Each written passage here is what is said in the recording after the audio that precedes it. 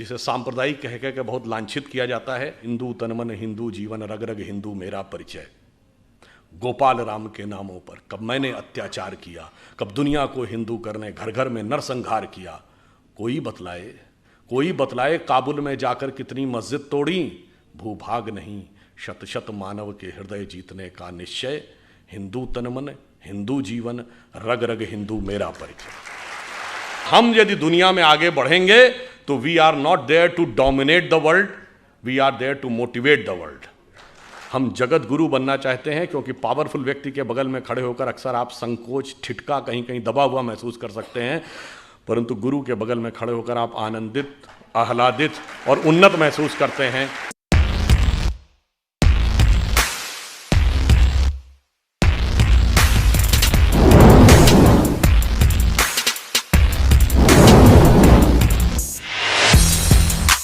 बिल्कुल ईमानदारी से कहता हूं, नेहरू जी प्रधानमंत्री बने, उन्होंने कई अच्छे कार्य भी किए। आईआईटीज बनी, एम्स बना, राउरकेला बोकारो के स्टील प्लांट्स बने, भाखड़ा नंगल डैम बना, मगर कुछ ऐसे काम भी किए।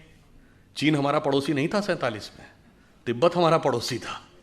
तिब्बत चीन का है कोई मानने को तैयार नहीं था, मगर बांडुंग कॉन्फ्रेंस में जाके आपने मनवा दिया और उसके बाद तिब्बत ही नहीं, वो तो एक्साई चीन तक आ गया।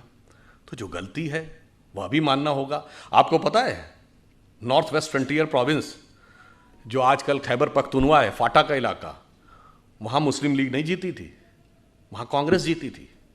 खान अब्दुल गफ्फार खान मिलना ही नहीं चाहते थे पाकिस्तान से, और उस समय यह स्टैंड लिया गया कि कोई लैंड रूट नहीं तो हम कैसे जुड़ जाएं। ईस्ट और वेस्ट पाकिस्तान 2000 किलोमीटर दूर होकर एक देश हो सकते थे, हम वो नॉर्थ वेस्ट फ्रंटियर प्रोविंस हमारा हिस्सा नहीं हो सकता था। और जब हमने मना कर दिया तो खान अब्दुल गफ्फार खान का यह स्टेटमेंट है कि आपने हमको भेड़ियों के हाथों में छोड़ दिया है।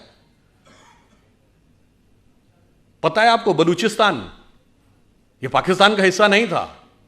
खान ऑफ कलात कभी नहीं मिलना चाहते थे। आप में से बहुत से लोगों को नहीं पता होगा कि ओमान 47 में बॉम्बे प्रेसिडेंसी से कंट्रोल होता था। ओमान हमने कितना छोड़ा है, कितना गंवाया है, सब कुछ गंवाते चले गए। एक बात विचार करिए, हम 2022 में बैठे हैं, जरा 1918 या 19 का 105 साल पहले का भारत छोड़ देखिए। सिर्फ पाकिस्तान बांग्लादेश ही नहीं, अफगानिस्तान बर्मा भी हमारा हिस्सा था। हमने बताया ना, ओमान तक उससे कंट्रोल होता था। तब तक ना तिब्बत चीन का हिस्सा था, ना शेंगेन चीन का हिस्सा था, सोवियत संघ का गठन नहीं हुआ था। तो हम सबसे बड़े देश थे। An entire China was Buddhist, considering Hindu and Buddhism as a one family religion. We were the biggest religion on earth and we were the biggest country on earth. और आज जो हालात हुए, अगर मजबूत सरकार नहीं रही तो 2047 तक जो हालात हैं, कश्मीर वैली में क्या होगा, क्वेश्चन मार्क। नॉर्थ ईस्ट में क्या होगा, क्वेश्चन मार्क। केरल और पश्चिमी उत्तर प्रदेश के कुछ इलाके और बंगाल के, बांग्लादेश से जुड़े इलाकों में क्या होगा, क्वेश्चन मार्क। नक्सल प्रभावी इलाकों में, छत्तीसगढ़ में, झारखंड में, उड़ीसा के इंटीरियर इलाकों में क्या होगा, क्वेश्चन मार्क। यानी खतरा यह है कि मजबूत सरकार ना हो तो आज़ादी के 100 साल बाद हो सकता है हम अपने उस ओरिजिनल इलाके के आधे रह जाएं। इन सब चुनौतियों को समझना है और उसके अनुसार हमें यह संघर्ष करना है कि स्वतंत्रता को हमें सार्थक करना है। उसके लिए हमें इन सारे जितने भी प्रकार की चीज़ें हैं उससे चौकन्ना रहना है। और जो मैकाले का माइंडसेट 19वीं सदी का और मार्क्सवाद का माइंडसेट 20वीं सदी का, दोनों से अपने मन में जितने विष हैं उस मनोरोग से मुक्ति पानी है। और जो अभी कहा गया था कि 21वीं सदी हमारी होगी, तो मैं बताना चाहता हूं कि 1 जनवरी 1901 को जब इस देश में सूरज हुआ तो पूरे देश में किसकी सरकार थी, अंग्रेज़ की। 1 जनवरी 1951 को पूरे देश में किसकी सरकार थी, कांग्रेस की।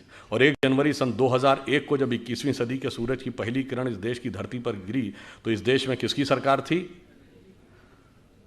अटल जी के नेतृत्व में भाजपा की। अगले दशक में मोदी जी के नेतृत्व में स्पष्ट बहुमत की। मतलब बहुत साफ है नियति का संकेत कि 19वीं सदी अंग्रेज की थी, 20वीं सदी कांग्रेस की थी, 21वीं सदी भारतीय जनता पार्टी की। तो 21वीं सदी हमारी है, हमारी उस विचार की है। इसलिए अब हम आगे बढ़ें और मन में ये पूरा कॉन्फिडेंस रखें कि अगला वक्त हमारा ही आने वाला है। और ये सिर्फ देश के अंदर नहीं, बस एक पंक्ति कहकर बात समाप्त करता हूं। देखिए, दुनिया का आप पूरा देख लीजिए। एक दौर में 2500 साल पहले हम दुनिया के पावर सेंटर थे, economic, intellectual and military power centre. जब वो खत्म हुआ, भारत का डाउनफॉल हुआ, तो सेंटर कहाँ गया? King Darius of Persia, Iran की तरफ चला गया। फिर जब ईरान का डाउनफॉल हुआ तो मेसोपोटामियन एम्पायर, बगदाद का एम्पायर। फिर उसका डाउनफॉल हुआ तो टर्किश एम्पायर। टर्किश एम्पायर के बाद रोमन एम्पायर, पहले ईस्टर्न रोमन एम्पायर जिसका इस्तांबुल कैपिटल थी जो आज टर्की की है, उसके बाद रोमन एम्पायर। रोम का डाउनफॉल हुआ तो पुर्तगाल और स्पेन का ज़माना, पुर्तगाल और स्पेन के बाद ब्रिटेन और फ्रांस का ज़माना, ब्रिटेन और फ्रांस के बाद अमेरिका का ज़माना। अमेरिका में सबसे prosperous west coast, San Francisco, Los Angeles belt. उसके बाद अब पिछले 100 साल में आ जाइए, जापान का ज़माना। जापान के बाद आ जाइए पिछले 50 साल में tigers of the Asia Pacific, Hong Kong, Taiwan, Singapore, Macau. अब चीन का जलजला चल रहा है, तो अगला मुकाम क्या है? इसमें कोई संदेह मत रखिएगा कि अगला मुकाम हमारा आने वाला है। और हम यदि दुनिया में आगे बढ़ेंगे तो we are not there to dominate the world, we are there to motivate the world. चीन दुनिया को दबाने के लिए आगे आ रहा है, हम दुनिया को प्रेरित करने के लिए आगे आ रहे हैं। और इसीलिए हम वर्ल्ड की सुपर पावर नहीं बनना चाहते, हम जगत गुरु बनना चाहते हैं। क्योंकि पावरफुल व्यक्ति के बगल में खड़े होकर अक्सर आप संकोच, ठिठका, कहीं कहीं दबा हुआ महसूस कर सकते हैं, परंतु गुरु के बगल में खड़े होकर आप आनंदित, आह्लादित और उन्नत महसूस करते हैं। और जिसकी झलक योग दिवस के रूप में दिखाई पड़ने लगी है कि हम राष्ट्र से लेकर व्यक्ति तक को मोटिवेट करने की क्षमता रखते हैं। और फाइनली एक बात और कह दूं, ये प्रेरणा हमें कहाँ से मिलती है? आज आप देखिए, चाइना ताइवान के ऊपर डोमिनेट करना चाह रहा है, तो रशिया यूक्रेन के ऊपर डोमिनेट करना चाह रहा है, तो पूरी दुनिया की जियोपॉलिटिक्स इस पे चल रही है, एनेक्सेशन, सब्जुगेशन एंड डोमिनेशन। यानी या तो कंट्री को मिला लो, पिछले 100 सालों में हुआ ना, या फिर सब्जुगेट कर लो, उसको किसी ट्रीटी का हिस्सा बना लो, यानी इनडायरेक्टली अपना शासन कर लो, या डोमिनेट कर लो, एक कॉन्ट्रैक्ट कर लो ताकि वो सरकार वहीं रहे मगर वो आपका कंट्रोल रहे। परंतु हम इन तीनों में से किसी में विश्वास नहीं करते। क्यों? जब भगवान राम ने लंका पर विजय प्राप्त की तो क्या उसका एनेक्सेशन किया? नहीं। वहां कोई अपना डिप्यूटी या वाइसराय अपॉइंट किया, यानी सब्जुगेशन किया? नहीं। वहां से कोई कॉन्ट्रैक्ट साइन कराया, यानी डोमिनेशन किया? नहीं।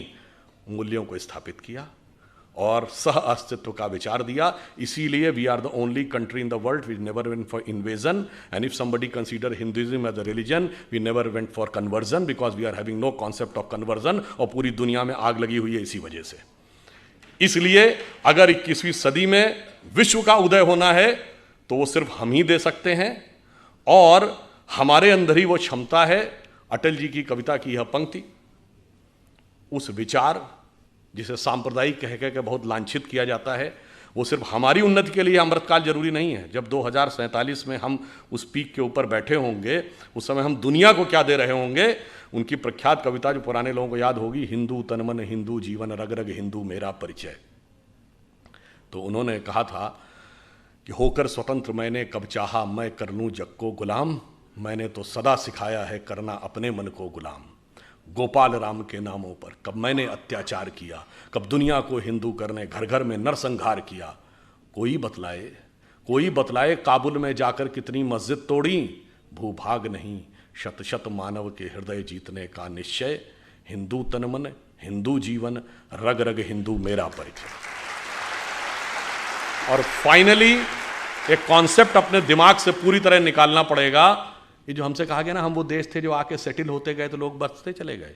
सरजमीने हिंद पर अक़वाम आलम के फिराक, काफिले बसते गए हिंदोस्तां बनता गया। ये हम सराय नहीं थे कि आके सेटल होते गए, हम वो थे जहाँ ज्ञान का पहला उदय हुआ और पूरे विश्व को हमने संदेश दिया। इसलिए हमारा राष्ट्रवाद क्या है?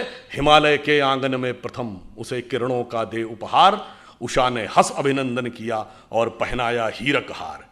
जगे हम लगे जगाने विश्व लोक में फिर फैला आलोक, व्योम तम पुंज हुआ तब नष्ट, निखिल संस्कृति हो उठी अशोक। तो संपूर्ण संसार को शोक से विरत करके उसे सुख के मार्ग पर प्रेरित करने की सामर्थ्य हमारी है। इसके लिए आप प्रण करें, कमर कसें, स्वतंत्रता को सार्थक करने कमर कसें, बलिदान करें, जो पाया उसमें खो न जाएं, जो खोया उसका ध्यान करें।